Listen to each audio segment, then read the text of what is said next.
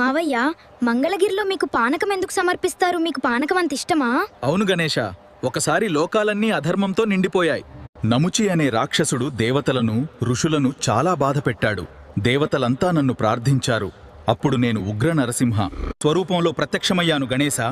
నా గర్జనతో లోకాలన్నీ కంపించాయి. చివరకు ఆ రాక్షసుడిని సంహరించాను. కానీ యుద్ధం తర్వాత నా ఉగ్రత, దాహం చాలా పెరిగిపోయాయి గణేశ.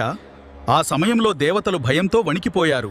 అప్పుడు వారు బెల్లంతో చేసిన చల్లటి పానకాన్ని నాకు సమర్పించారు. నేను ఆ పానకాన్ని స్వీకరించిన క్షణంలో నా ఉగ్రత నెమ్మదిగా శాంతించింది గణేశ. ఆ తరువాత నేను మంగళగిరి కొండపై స్థిరమయ్యాను. అప్పట్నుంచి భక్తులు ప్రేమతో పానకం సమర్పిస్తున్నారు. మావయ్య, అందుకేనా ఇప్పటికీ మీరు పానకం తాగుతున్నది? అవును గణేశ, భక్తుడు ప్రేమతో ఇచ్చిన పానకంలో నాకు వారి భక్తి రుచి కనిపిస్తుంది. నా ఉగ్ర నరసింహ రూపాన్ని కూడా గణేశ, భక్తుడి ప్రేమ శాంతింపజేస్తుంది. ఉగ్రం వీరం మహావిష్ణుం జ్వలంతం సర్వతోముఖం